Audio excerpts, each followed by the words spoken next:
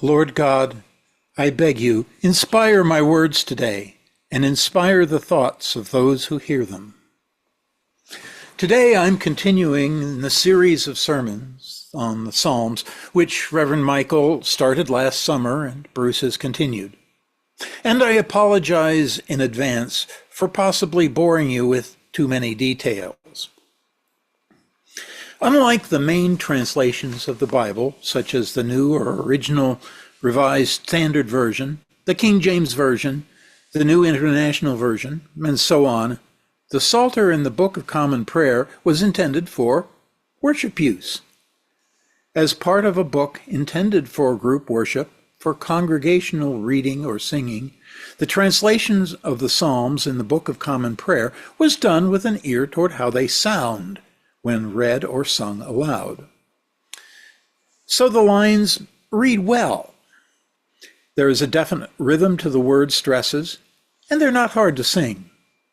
There was even an attempt to capture the poetry in the original Hebrew. Even the division at the asterisk, or at the half verse, actually reflects the Hebrew structure.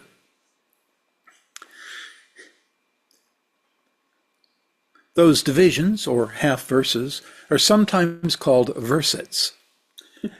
I'll be using Robert Alter's translation of today's psalm for comparison with the Book of Common Prayer. First, a word about Robert Alter. He's a professor emeritus in Hebrew at the University of California at Berkeley, and his translations, including a complete set of the Hebrew Scriptures, which we call the Old Testament, have received both honor and praise from both the academic and religious communities. And he's thoroughly Jewish. I'll be quoting from his translation, the Hebrew Bible, volume entitled The Writings. So, turning to today's psalm, Psalm 16, the Book of Common Prayer translation reads, "Protect me, O God, for I take refuge in you.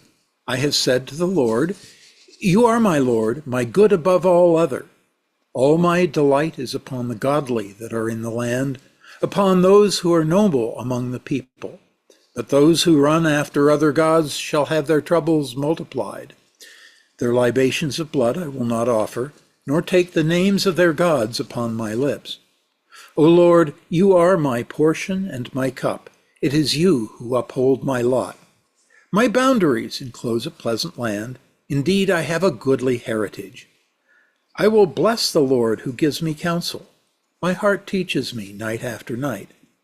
I have set the Lord always before me. Because he is at my right hand, I shall not fall. My heart, therefore, is glad, and my spirit rejoices. My body also shall rest in hope. For you will not abandon me to the pit, nor let your Holy One see the pit. You will show me the path of life. In your presence there is fullness of joy, and in your right hand there are pleasures forevermore." But this psalm has many of the problems that we've talked about in our study on how we read and understand the Bible after church on Sundays.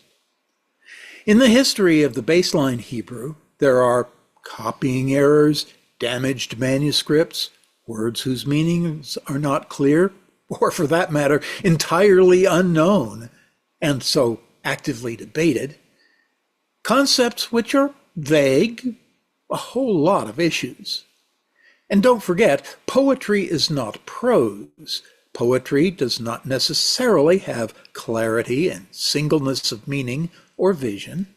Poetry does not necessarily have tight focus and lack of ambiguity.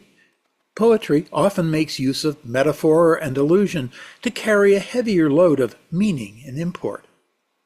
So let's compare Robert Alter's translation. "Guard me, O God, for I shelter in you. I said to the Lord, my master you are, my good is only through you. As to the holy ones in the land, and the mighty who were all my desire, let their sorrows abound, another did they betroth. I will not pour out their libations of blood, I will not bear their names on my lips.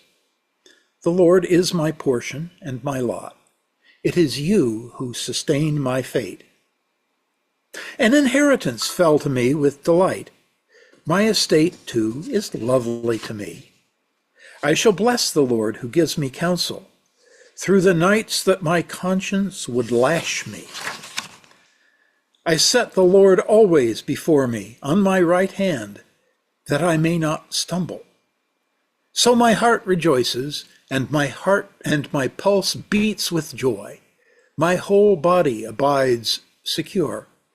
For you will not forsake my life to Sheol. You won't let your faithful one see the pit. Make me know the path of life. Joys overflow in your presence, delights in your right hand forever. Well, there's so much difference between the two that you could imagine that the translators used different Hebrew versions, but that's probably not so. To my ear, the big differences start right up in the second and third verses.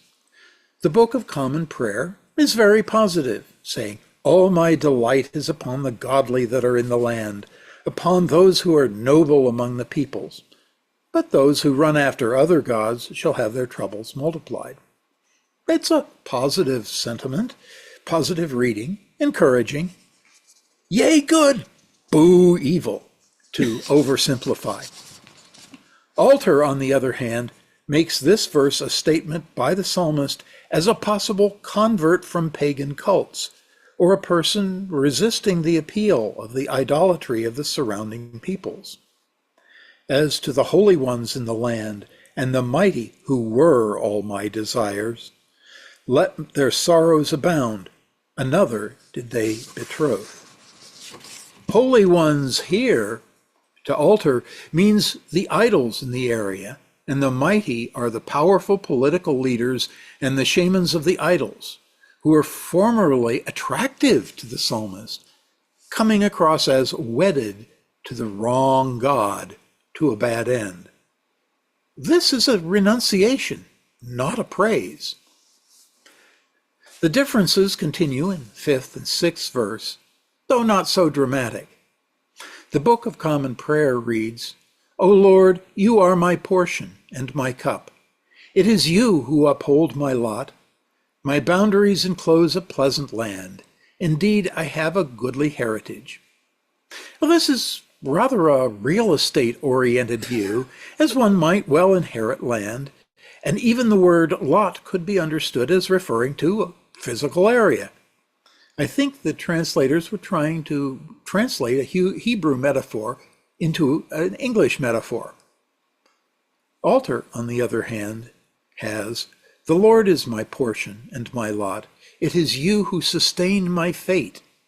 An inheritance fell to me with delight. My estate, too, is lovely to me."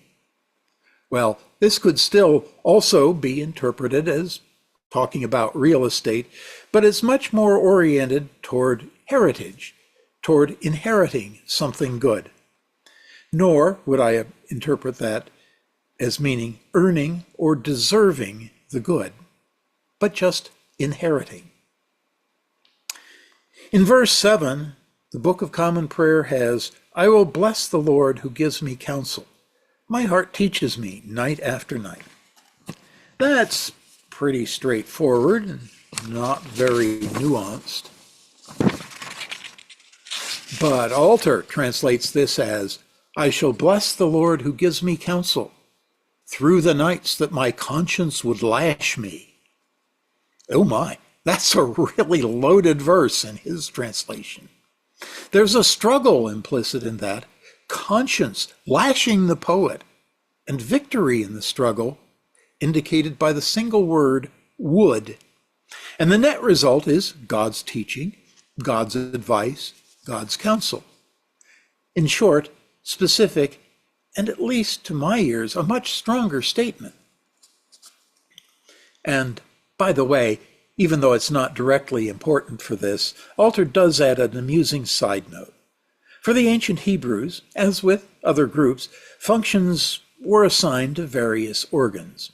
Even today, we refer to the heart as the seat of the emotions. not just as a pump for fluid. Back when this psalm was written, the Hebrews considered the kidneys to be the center of conscience. And kidney is actually the word in the original Hebrew. That really doesn't work very well for modern English speakers. Anyway, back to the Book of Common Prayer. I have set the Lord always before me. Because he is at my right hand, I shall not fall. My heart therefore is glad, and my spirit rejoices.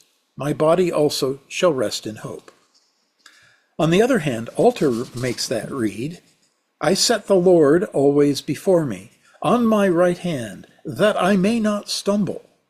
So my heart rejoices, and my pulse beats with joy. My whole body abides secure. Not much difference here, but Alter's translation is more purposive, more present tense, more active, and even more physical than the Book of Common Prayer. Finally, the Book of Common Prayer has, For you will not abandon me to the grave, nor let your Holy One see the pit. You will show me the path of life. In your presence there is fullness of joy, and in your right hand are pleasures forevermore. By contrast, Alter has, For you will not forsake my life to Sheol. You won't let your faithful one see the pit. Make me know the path of life. Joys overflow in your presence, delights in your right hand forever. Here, the Book of Common Prayer has a passive statement about God's actions. You will show me the path of life. And it expresses trust. On the other hand, Alter has a plea, a request,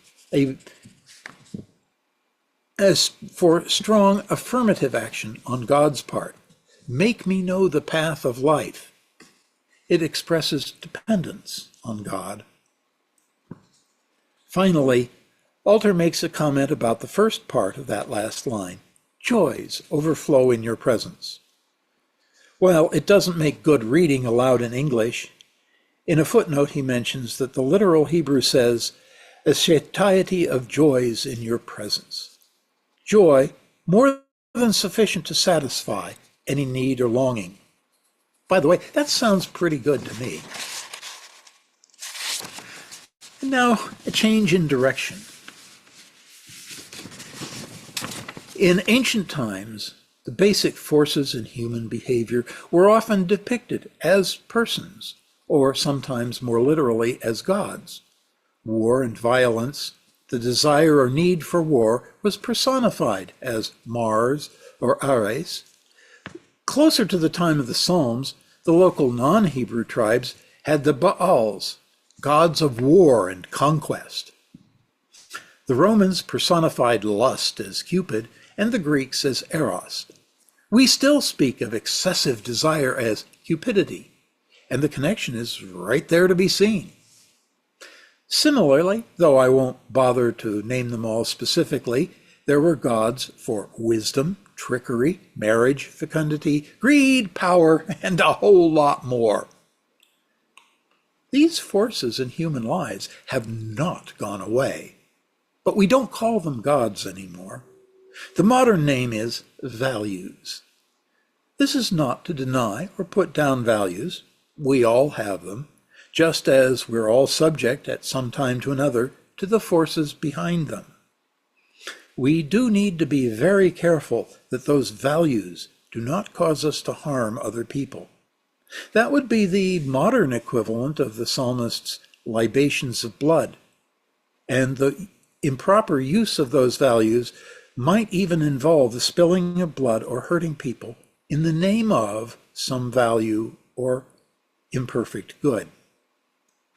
We, on the other hand, are to be like the psalmist, trusting in God, asking God for defense against the forces that would degrade, harm, or destroy us, and even, maybe especially, enjoying God, taking pleasure and delight in the beauty and strength, compassion, wisdom, and love of God, despite all the evils around us, despite Jesus' warning, Nation will rise against nation, and kingdom against kingdoms. There will be earthquakes in various places. There will be famines.